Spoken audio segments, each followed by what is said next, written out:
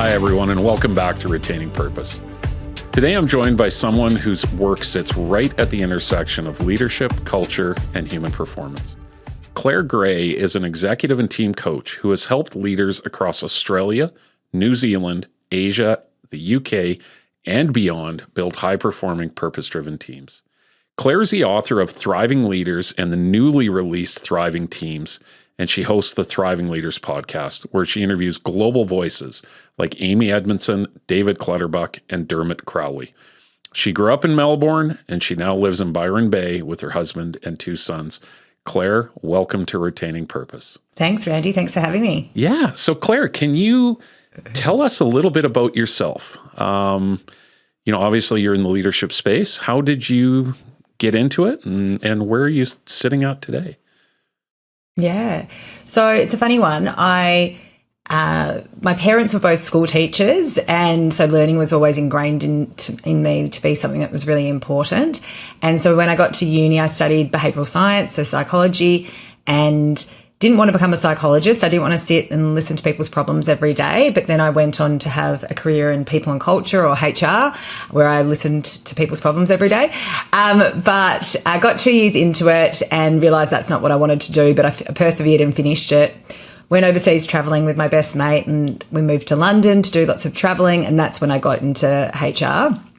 And then when I came back to Australia after living in London, I got a job for a 3-month contract that ended up being 10 years later. I was still there in lots of different people and culture roles, and I was at the National Australia Bank, had lots of opportunities to learn, and that's where I kind of fell in love with leadership and team development.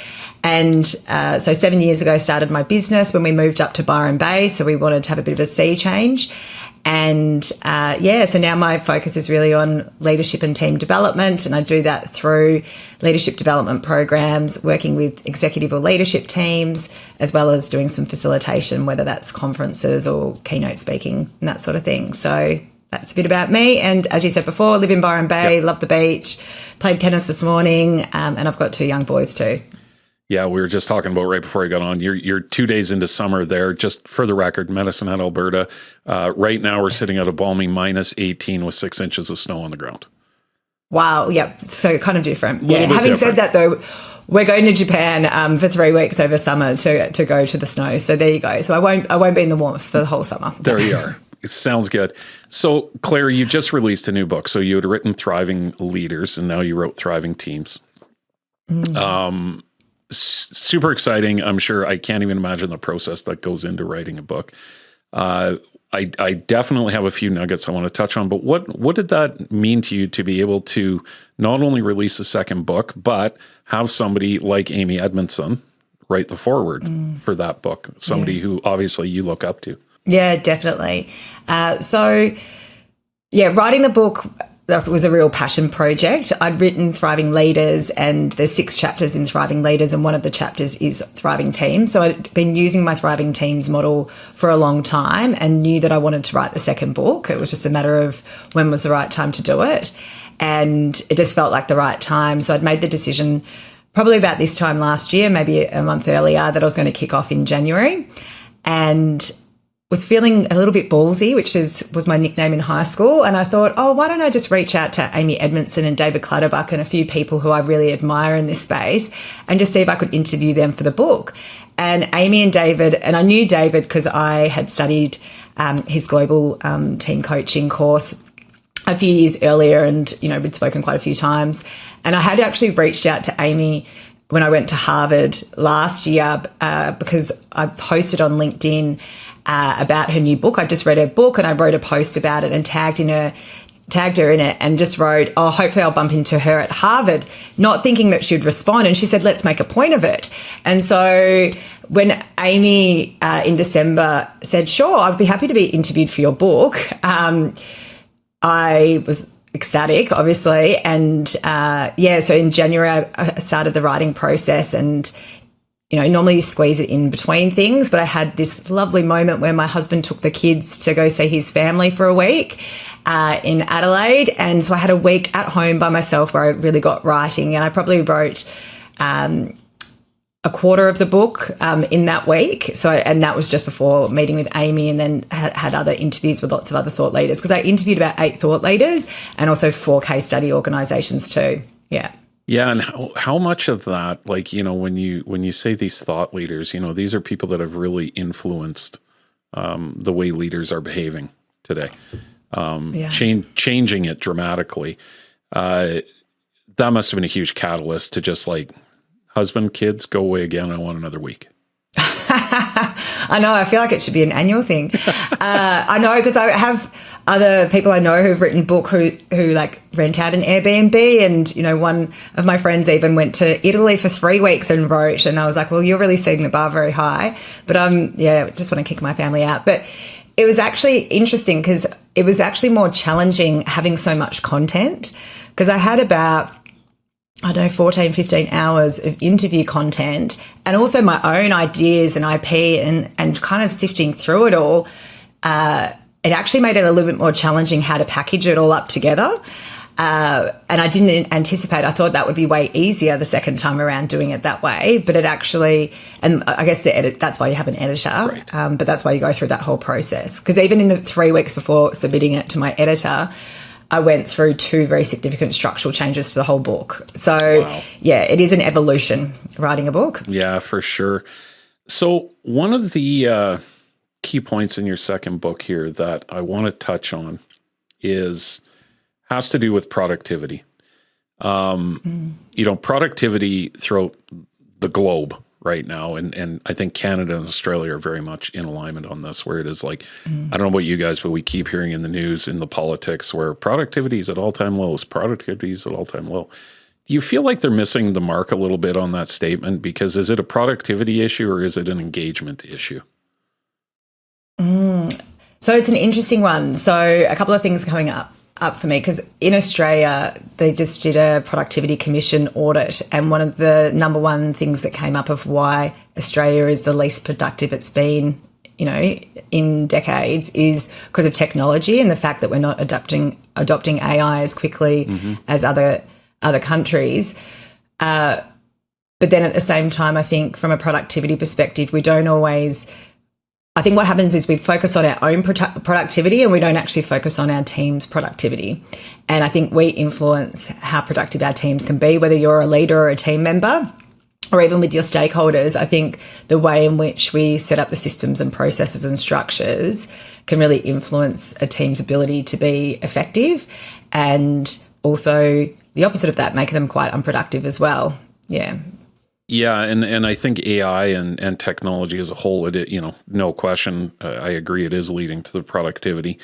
One thing that I like that you talked about in the book was the engagement part of teams, right? Like, you know, it is easier to motivate ourselves for some people, but engaging people within teams is an incredibly challenging process, right? And I think you wrote on that quite a bit. Do you want to walk us through a little bit on what engagement looks like? Yeah, so I think a team being engaged requires, like, it's not just about having a nice team or it feels good to be at work. I think it's about how do you actually create the culture and the environment where you can do hard things together and be engaged as a team. What was really interesting, though, was one of the case study organisations that I used was AFCA, so the Australian Financial Complaints Authority. And the reason why I thought that they were so interesting was because they deal with people's complaints every day. So you think, well, that's got to have its toll, but they're known as having this really high employee engagement. And so when I reached out, because I knew a senior leader in the organisation, they suggested I speak with Greg Pickering, who was leading multiple teams. So I think he had 7 or 8 teams, but he inherited 2 new teams. And, you know, 2 of the teams, one had 100% employee engagement and the other had 80% employee engagement, but they weren't necessarily performing. So we assume that teams that are highly engaged are going to be productive and therefore perform. Right. And it's an and, not an or. Like, you need to have both in, you know, a highly engaged team, but you also need to be focusing on the right things. You need to be accountable to each other. And so it's this balance between having the psychological safety and creating a culture that people want to stretch themselves, but at the same time that you can have the tough conversations, that you can hold each other accountable when people haven't followed through.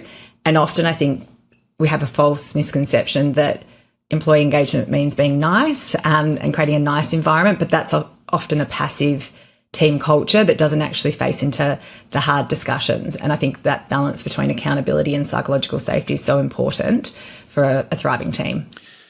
So when we talk about accountability, it's a word we're really focusing on, where I at the business I own, and that accountability, I agree, it totally ties into engagement. And I know with our guys, so I run a construction company, and we operate with we actually have quite a diverse generational gap. I go anywhere from 75 down to 19. And, that engagement between feeling safe to be able to speak your mind, I found got a lot harder when all of a sudden the age gap grew. I just had a young gentleman the other day say he was a 19-year-old. And a 59-year-old was asking him for direction, and he was hesitant to give it because he didn't know how it would be received, right? Are you seeing challenges, cross-generational challenges, or is one generation more adapt to this than the other? It's an interesting one because I think it's the first time we're going to have so many generations in the workplace at once, and in terms of intergenerational relationships. And I think it does become more challenging. I do think what happens, though, is we often we label people and put them in boxes based on their age or based on their cultural background or based on their gender or based on their role title. And sometimes that's not always helpful. So, yes, I agree there's probably, generalizations we can make about the different generations. But I think at the end of the day, for a team to work effectively, regardless of what your differences are, is actually talking about how we like to work together. How do you like to receive feedback? Yeah. Having conversations about those sorts of things to normalize it and get to know each other beyond the work makes a huge difference. Because, there is that intergenerational magic that also happens when we, learn from others. And, I think one of my leaders that I learnt, the most from was, 20 years older than me, male, quite different personality style to me. And I learnt so much as well. So sometimes, we hold these limiting beliefs of, I can't give feedback to someone who's so much more experienced than me, or whatever word we want to use. But we're all learning. And I think it's about, how do you normalize a learning culture within a team? I can assure you there is nothing more exciting and challenging than instigating a feelings conversation with a bunch of men 19 to 75 years old. Yeah, exactly. In construction, for example, like I work with construction and mining and other cultures that might be more alpha or male dominated. And it's, how do you normalize those things? And maybe it's not necessarily about I feel, maybe it's more about using language like I observe or I notice, so it doesn't feel so emotional or something that feels out of reach for the person. For sure. So when we think about accountability, I want to kind of go down that vein a little bit here. Where does accountability start for you? Does it start at the individual? I think it does. Like I have a model which I talk about, which is the ripple of accountability, which I do think starts at the individual. But even before that, I think it's about leaders creating clarity. I think if we think about accountability at its core is about clarity. Even individually, if you're not clear about what you're accountable for, it becomes very ambiguous. But I do think to create a culture of accountability, it starts with the individual. Everyone contributes. But the statistics show us that in the ripple, I'll explain the model first. So in the middle, it's, the individual accountability, which is about that psychological ownership to outcomes, to your behaviours, to the results that individually you feel accountable to. Then at the next level, it's the shared accountability. So if you imagine the ripple going outwards in another circle, the shared accountability happens within teams. So it's those shared goals of what we're accountable for together and how we need to depend on each other to reach those outcomes. And sometimes teams are set up so that everyone individually is just accountable for different things and we're not clear what each other are accountable for. And so you have a lot of high-performing individuals, but you don't actually achieve as much as you could if you're actually working together as a team, even if your functions are really, really disparate and different, which is quite common. And then when we go to the final circle, if we're moving outwards, that's around collective accountability, and that's between teams. How do you get teams being able to hold each other accountable? it requires cross-functional collaboration. It requires being able to have conversations about, well, these are our priorities. What are your priorities? Where do we have, conflict between that? How do we reprioritize things so we're on the same page and having the right conversations? And so the ripple is really, really important. But if leaders aren't clear from the start, it kind of causes ambiguity anyway. You just said a word in there, conflict. What does healthy conflict look like? Yeah.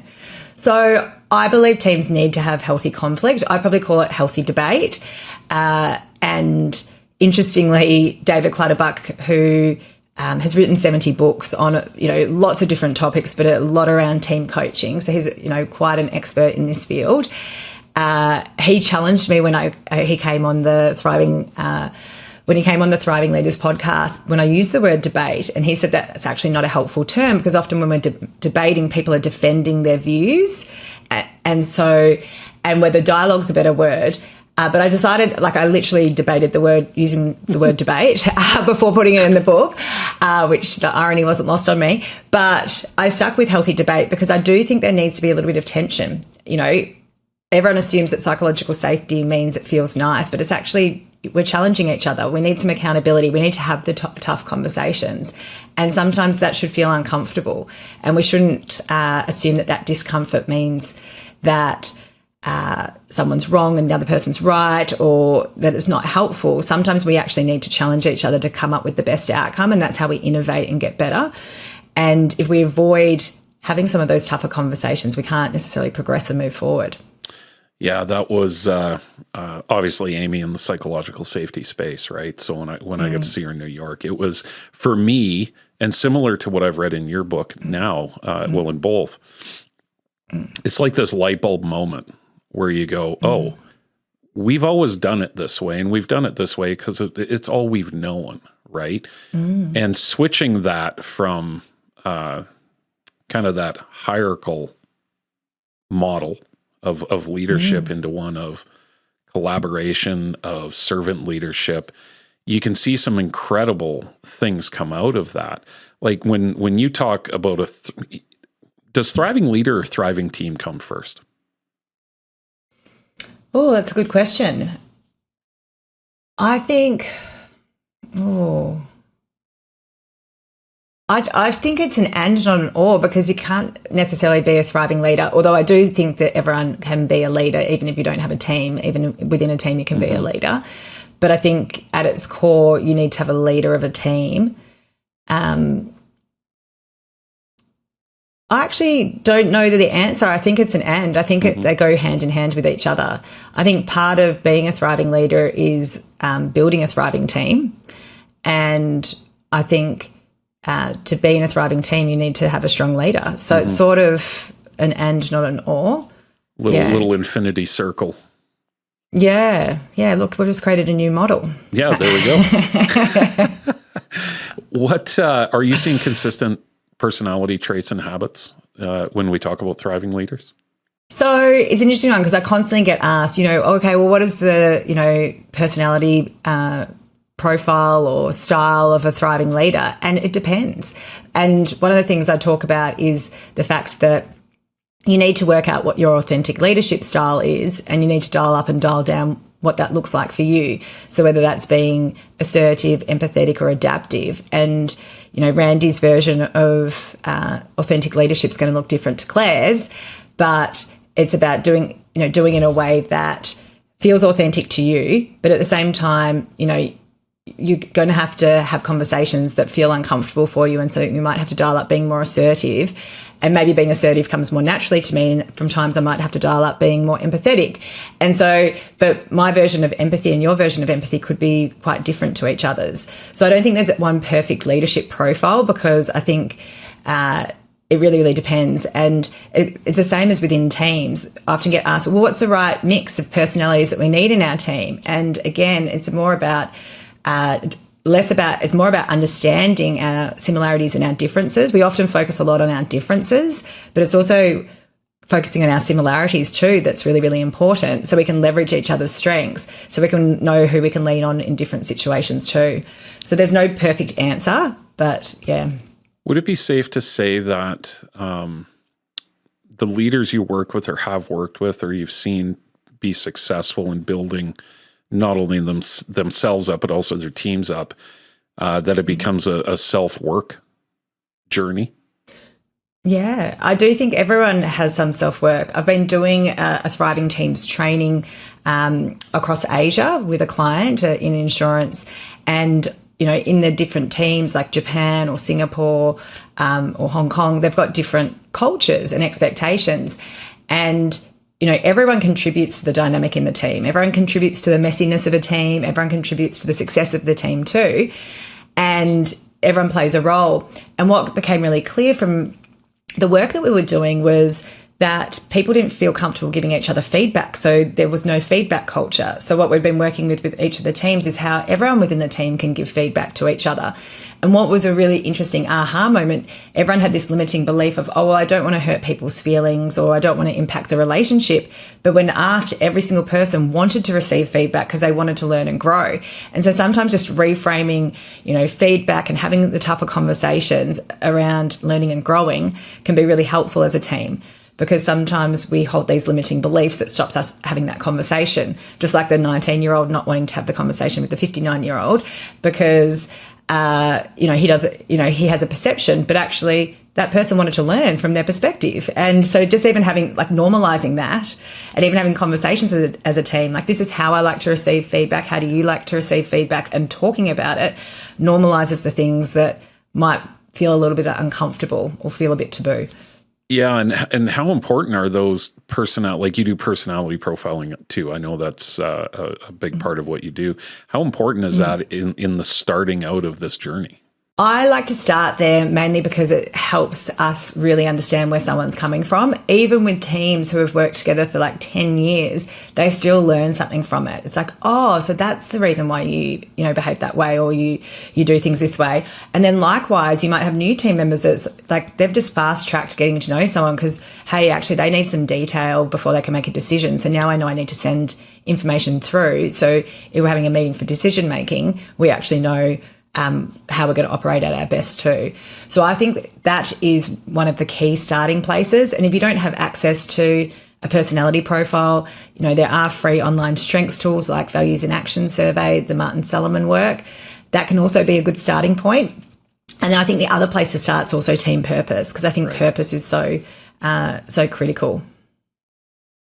Did you ever have any issues with people that you've worked with ending up, they're going through all this, they're dialing in their teams, they're figuring themselves out, and they end up with a little bit of destination disease, as I've heard it called, where it's you are pretty sure you either have figured it out or are about to figure it out, and you think you're done. Has that been a prevailing thread? The thing with teams is you're kind of never done. It's the same with developing yourself as a leader, because I think we're always learning.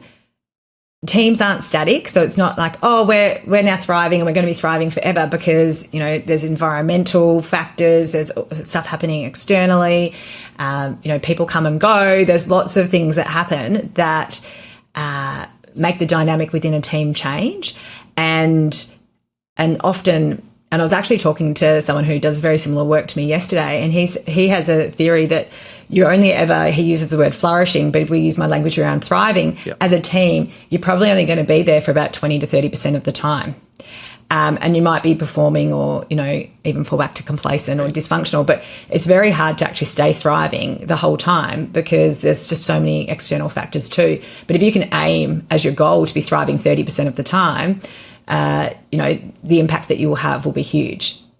So it's kind of, I think this destination of, tick, we're now here, we're now this thriving team, it requires work. It's ongoing. And what will happen is, it might be all of a sudden, we're getting audited, or this, this system we've put in has now caused, heaps of headaches for us. And so we've taken the eye off the ball. But how do we actually quickly course correct and get back as a team so that we're operating effectively? I love it. Teams change often, right? People come, people go.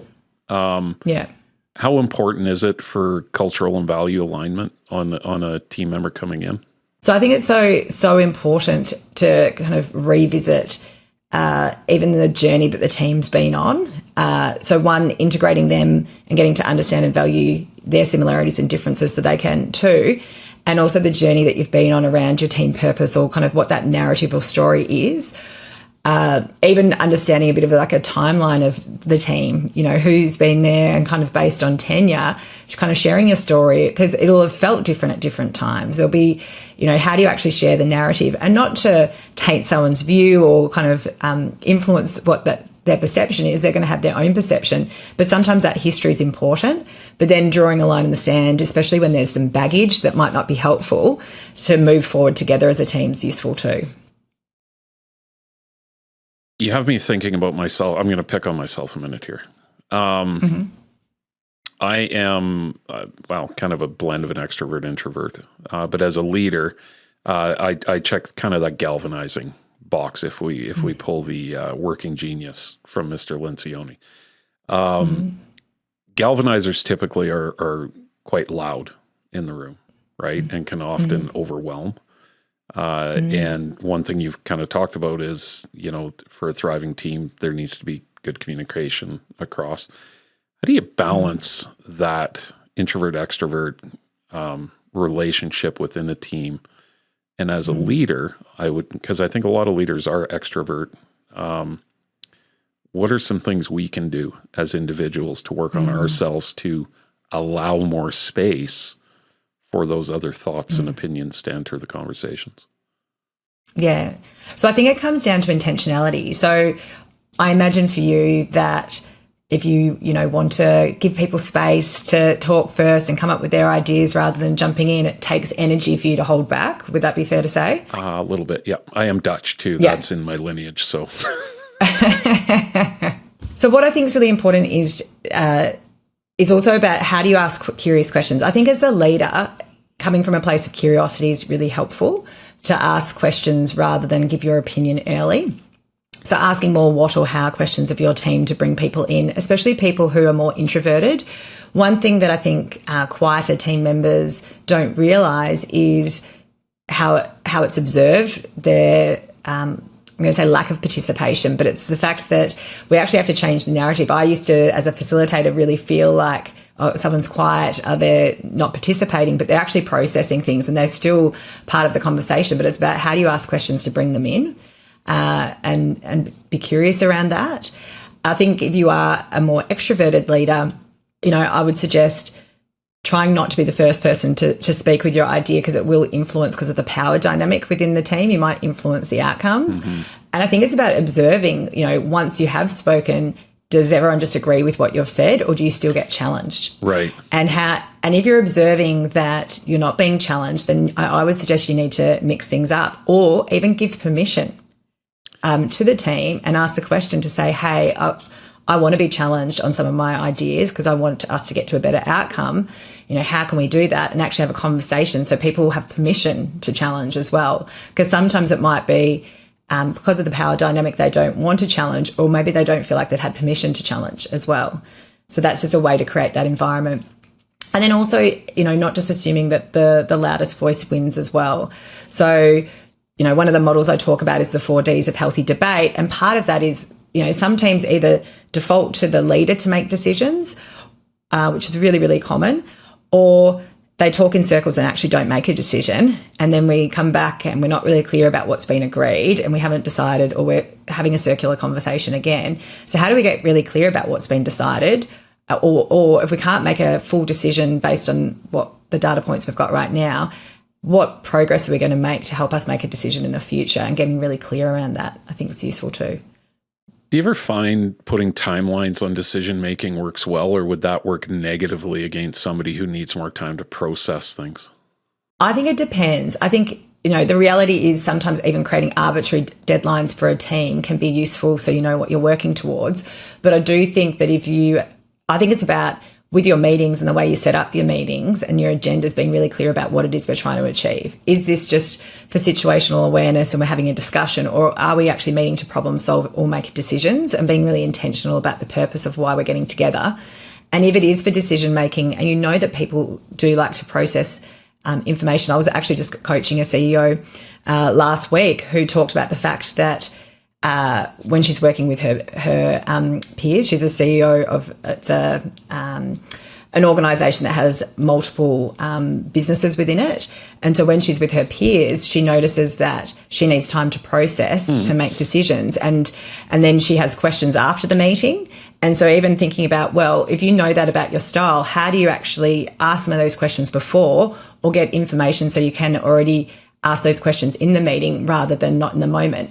Whereas when she's leading her team, she's very, they know that they need to give information before if they want a decision from her. But with her peers, she hasn't done that. So how do you actually set yourself up for success by actually having some of those conversations?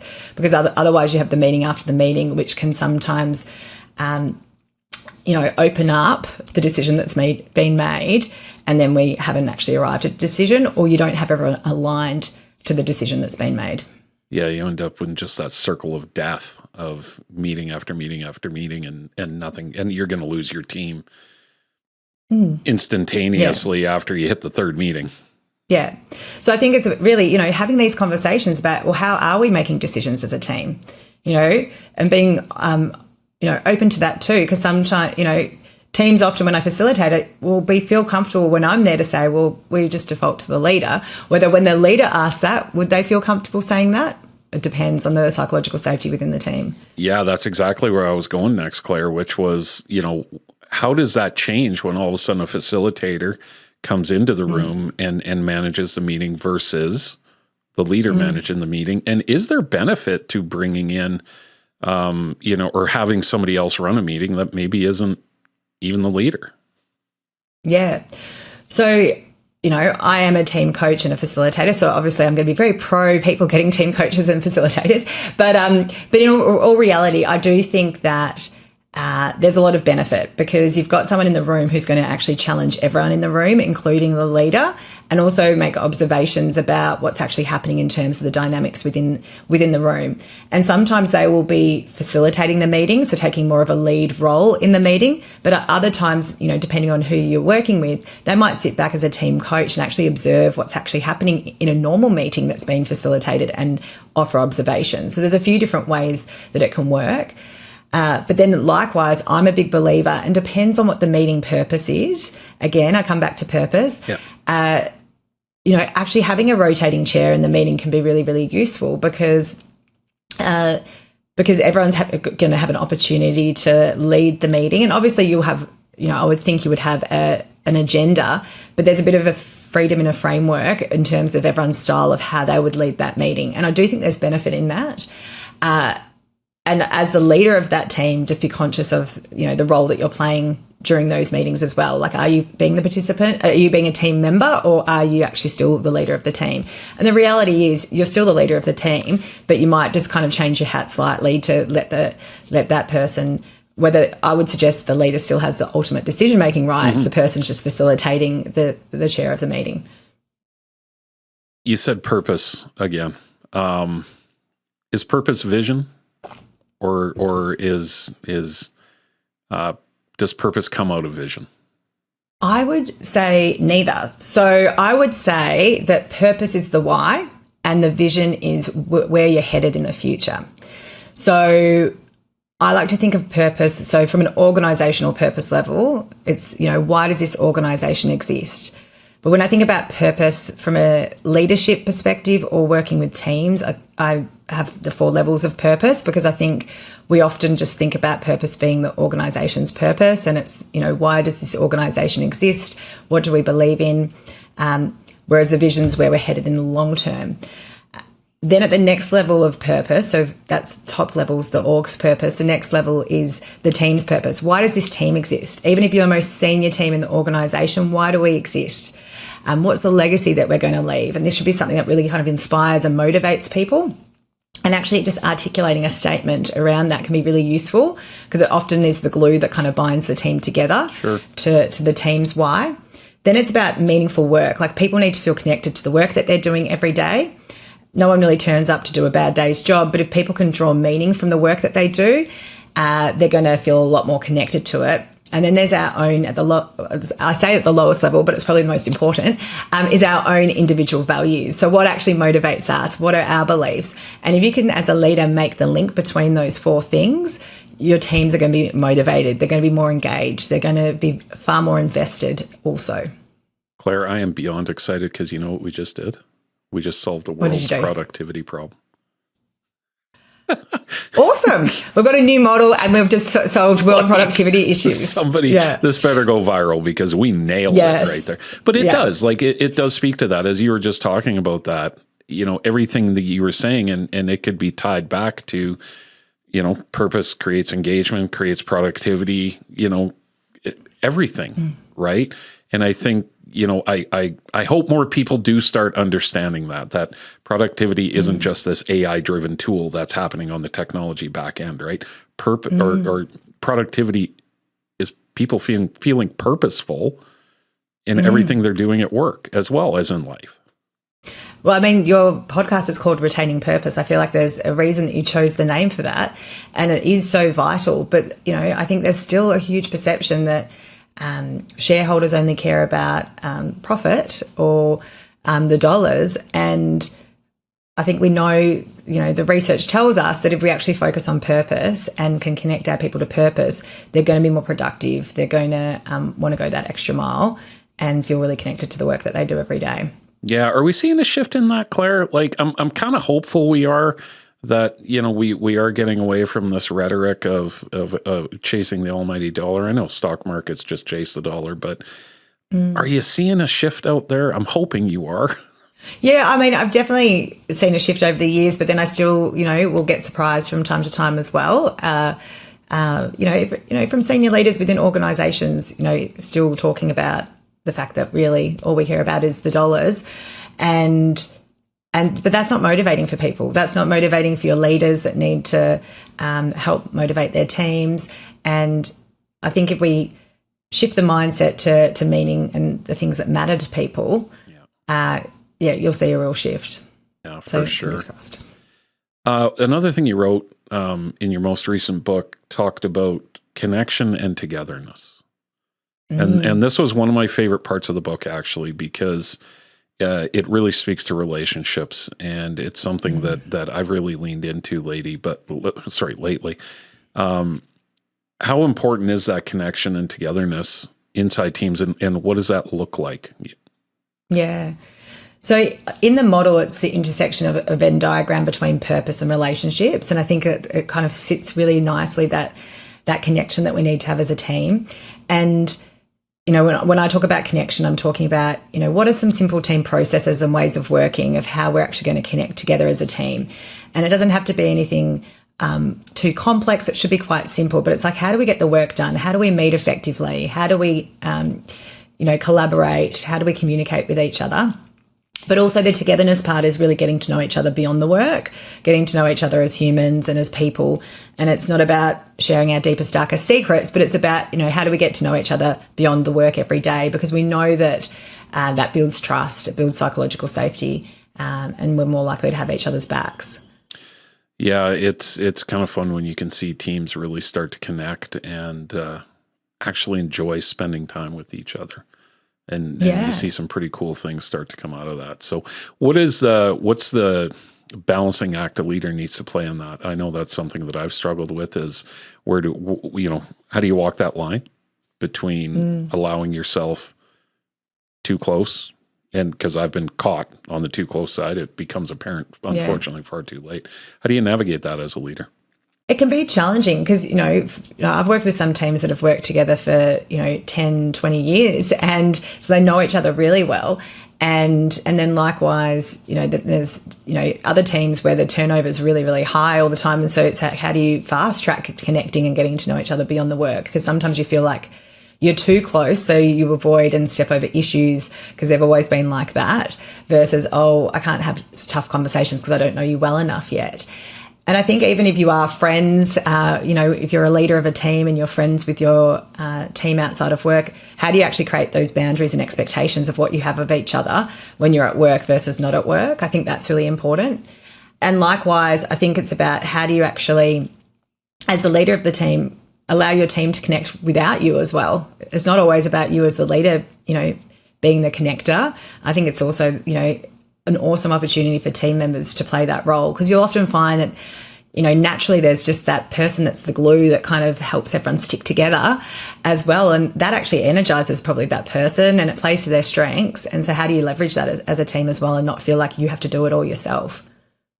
If we go to the other side of the spectrum now and we think about a young man or woman who's worked in an organization for several years who all of a sudden starts to move up, and in turn, some of his friends start to get left behind, yet they've got that relationship and that connection, right? That can be a challenging moment for that individual and the company as a whole. What are some good takeaways for how to navigate that, what can be a very challenging journey? Yeah, the mate to manager kind of exactly. dynamic that happens, and it's super, super common. I've just been facilitating an emerging leaders program in construction as well, and we actually had this discussion. And what was interesting was what they actually shared was the opposite of what I had shared with them. So maybe I'll share my perspective and then what they actually shared back with me, because their experience was different. And so, because we were talking about setting expectations and accountability and how you create boundaries when your relationships changed. You've, been peers and now you're managing this person and the dynamic shifted. And so my advice was about, how do you have that expectation setting conversation about, what do you expect of me now that I've moved into this role, and actually kind of facing into the elephant in the room rather than avoiding it. And then, saying, what do you expect of me as your manager? Likewise, this is my expectations of you. And even being clear about the conversations that we might have at work versus the ones we don't have at work when we're having a beer together. But what was quite interesting was the emerging leaders at this construction company actually shared that they find it quite easy with the people that they're mates with to be able to pull up, give feedback to them and hold them accountable without it actually impacting their relationship, because it's about the work and we have the trust there that it feels easier to do it. Whereas I had assumed, because my experience working more in the corporate space, that they felt uncomfortable with that. So I sort of had to go back into my box in terms of my view of that, which is great that they're actually having those conversations. And they found, and I think it might also be the environment, because they have to give a lot of feedback to subcontractors and other people. And so when people are within the team, there's a different level of trust or a different relationship to the other relationships that feel more transactional. So that was just an interesting dynamic that happened for this organisation within construction versus more corporate organisations that I think it does feel a bit more icky or uncomfortable. That's interesting, because I would have been with you. I would have been on your side of that one. So I think that speaks highly to that organization. Yeah, they must have a culture where obviously they have created extreme levels of comfort and trust being the key word. So impressive. And hopefully we can all strive to do that. So you are, I can tell, very energetic. We'll give that away. No. You're going to go on a little bit of a whirlwind, I'm assuming, here now with the book coming out. It was probably a little bit of a crash, I'm assuming, too, once it was finished. But what do you have in your future, Claire, to keep you energized now that book number 2 is out? It's a funny question that you're asking me, because we're having a strategy session. I do practice what I preach with my team. I've got a small team. And I've just been reflecting, because next Friday we've got our strategy session to set up ourselves for success for 2026. And it's quite funny, because I feel like my strategy is actually a little bit boring. And that was my reflection, because I feel like we sometimes feel like we always have to do more and do more. And I think my strategy actually for next year is probably consolidating and deepening in the areas that I have focused on around thriving leaders and thriving teams. I do have an aspiration down the track to write a 3rd book, but we'll see if that comes to fruition, because a lot of the work that I'm doing, I work with executive teams, but I also work with the next layer of leaders. So whether that's a leadership development program, or probably what's been more common over the last 18 months is senior leader forums. Like, how do we bring our senior leaders together? So that cross-functional collaboration, what I spoke about before, and that ripple of accountability. that's probably an area of focus that I've been doing a lot of work on. Like, how do we have the conversations when we do have conflicting priorities, or there's a relationship breakdown between teams? So that's something I'm exploring for next year, as well as doing more keynotes, especially around thriving teams, around purpose and accountability. But then, I am about to take 6 weeks off. Us in Australia like to have long holidays over summer. So that's probably the thing that will recharge me going into 2026. Yeah, for sure. And where are you headed? Well, sit back. You're going to get exhausted hearing everything we're doing, but we might have overcommitted ourselves for the school holidays for our kids for 6 weeks. But we're going to Adelaide for Christmas. Then we're going to go, if that's my husband's side of the family, then we'll go to Melbourne and down to Phillip Island for my family Christmas. We're going to go to Harriettville, which is 5 hours in the hills at the bottom of Mount Buller, which will be beautiful. Come back to Byron for a few days, and then we'll go to Japan for 3 weeks. So we've got busy times, but it'll be lots of fun and lots of family time, which I'm looking forward to. Oh, for sure. Have you been to Japan before? I have, but we only went to Tokyo because we extended a stopover. So this is going to be a real cultural experience. And my boys, they love Japanese food. Nice. They love like Pokemon and anime and everything. So we've got like a samurai experience and throwing ninja stars and skiing and all sorts of stuff. So it's going to be lots of fun. And you are probably going to soak in all of those cultural differences and look for so many different new angles to come out of that. And I think Japan is a very interesting culture to lean into.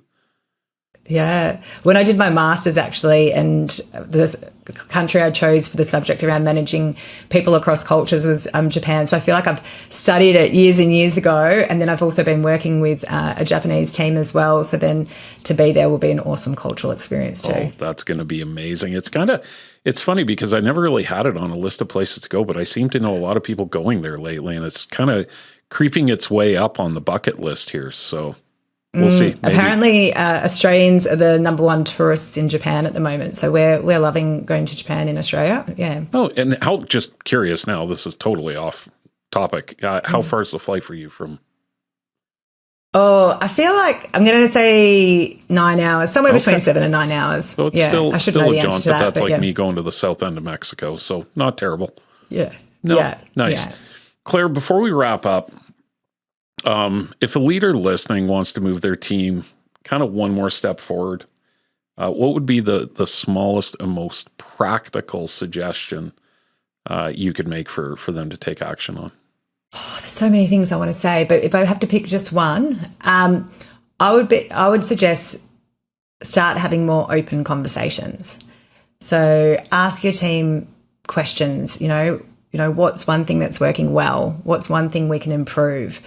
And keep it really tangible and tight, so you can come up with something that's quite practical to work on. So I know that sounds very, very simple, but it's and it could even be if it doesn't feel. If you're getting a sense that it's not psychologically safe within the team and people aren't going to raise stuff, how can you do it in a way where it might be anonymous so you can kind of share some of these things back? Because I think as leaders, we need to be open to feedback and to receiving feedback. Yeah. Yeah. And I think it's important to also note that you might not get it right the first time, right? Your approach might not take down the barrier you're looking to drop, and you may have to go back to the starting blocks and try all over. Exactly. And I think the more that you have those conversations that we're just trying to make progress together and improve together, it kind of normalizes giving feedback. It normalizes the fact that we can share our mistakes or when we haven't got things right. So how can we do that more? Yeah, get the feedback loop going. Yeah, 100%. For sure. Claire, I can't thank you enough for coming on today. I know you're incredibly busy, so I feel very fortunate to have stole an hour of your time.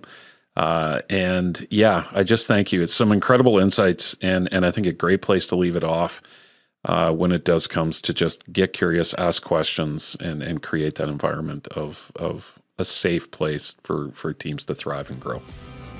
Yeah. Awesome. Thanks so much for having me, Randy. I've really enjoyed it. All right. Well, enjoy your holiday. Enjoy Christmas. And I look forward to connecting again soon in the near future, hopefully. Awesome. Thanks, right. Randy. Take care.